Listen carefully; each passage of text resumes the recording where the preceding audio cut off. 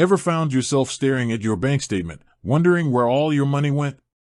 Or perhaps you've been there, mid-month, panicking as your balance dwindles faster than a melting ice cream on a hot day. We've all been caught in the whirlwind of modern spending, where a tap of a card or a click online can send our hard-earned cash flying without a second thought. It's a common struggle, this feeling of money slipping through your fingers, leaving you scratching your head about how to rein it in.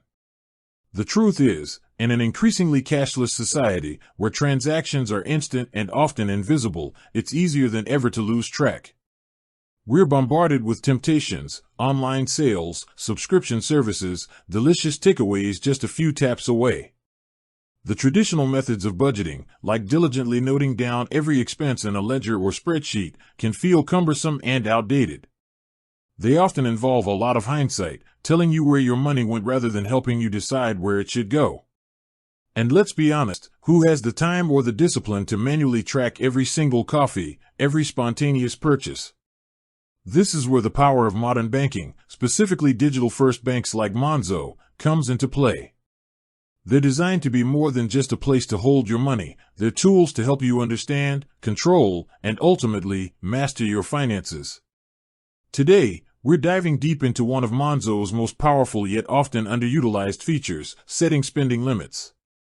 This isn't just about restricting yourself, it's about empowering yourself, creating financial clarity, and building habits that lead to lasting financial well-being.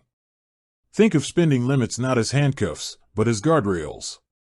They keep you on track, preventing you from veering off course into impulse buy territory or overspending on categories that secretly drain your budget. We're going to explore why setting these limits is crucial in today's financial landscape, how Monzo makes it incredibly easy, and most importantly, how to effectively implement them to transform your relationship with money.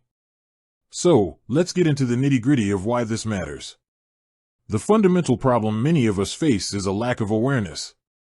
We know we're spending, but we don't always know where or how much in specific areas. Monzo's immediate transaction notifications are a fantastic first step, giving you real-time insight into your spending. But notifications alone don't prevent overspending. They simply inform you after the fact. Spending limits, on the other hand, are proactive. They force you to make conscious decisions before you spend, aligning your spending with your financial goals. Imagine you have a monthly budget for eating out. Without a limit, you might happily grab lunch with colleagues, order a Friday night takeaway, and enjoy a weekend dinner, only to realize at the end of the month that you've blown your entire food budget, and then some. With a spending limit in place, Monzo acts as your personal financial assistant. As you get closer to your set limit, you'll receive gentle nudges, prompting you to consider if that extra coffee or spontaneous dinner truly aligns with your financial plan for the month. It creates that crucial pause, that moment of reflection, before the money leaves your account. Beyond simply curbing impulse buys, setting spending limits with Monzo offers a multitude of benefits. Firstly, it provides unparalleled clarity. Monzo automatically categorizes your transactions, groceries, transport, entertainment, bills, and so on. This categorization, combined with spending limits, gives you a crystal clear picture of where every pound is going. You'll be able to identify your spending patterns, spot areas where you consistently overspend, and make informed adjustments. For instance, you might discover you're spending a disproportionate amount on subscriptions you barely use, or that your daily coffee habit is costing you more than you ever imagined. This data-driven insight is invaluable for effective budgeting. Secondly, it promotes mindful spending. When you know you have a limit for a certain category, you become more intentional with your purchases. You might think twice about that extra item in your grocery cart, or choose to cook at home instead of ordering in. This isn't about deprivation, it's about making conscious choices that align with your financial goals. It fosters a sense of control and responsibility over your money, shifting you from a reactive spender to a proactive financial manager. Thirdly, it helps you achieve your financial goals faster. Whether you're saving for a down payment on a house, a dream vacation, or simply building an emergency fund, every pound saved from overspending is a pound closer to your objective. By setting limits on discretionary spending categories, you free up more money to allocate towards your savings and investment goals. Monzo's pots feature, where you can easily ring-fence money for specific purposes, works hand in hand with spending limits, allowing you to visually see your progress and stay motivated. So, how do you actually set these spending limits in Monzo? It's surprisingly intuitive. Monzo's app is designed with user-friendliness at its core. Here's a step-by-step guide to setting up and optimizing your spending limits. Open your Monzo app. This is your command center for all things financial.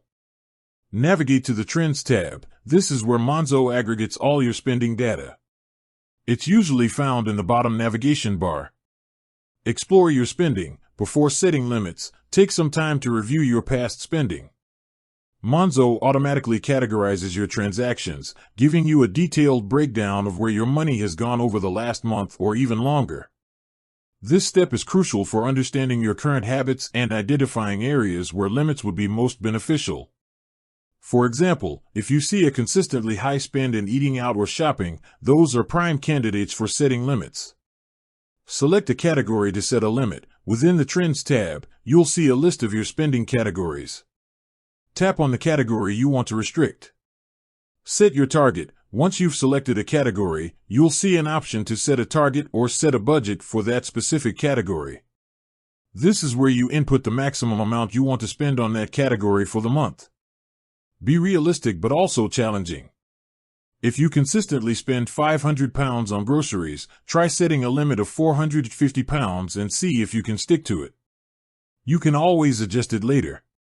Review and adjust regularly. Spending limits aren't set it and forget it. Life changes, and so do your financial needs.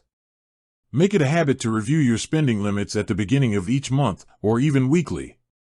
Are your limits still realistic? Are they helping you achieve your goals, or are they too restrictive and leading to frustration? Don't be afraid to adjust them as needed. The goal is to find a balance that empowers you, not one that makes you feel deprived. With that said, thanks for watching and until next time.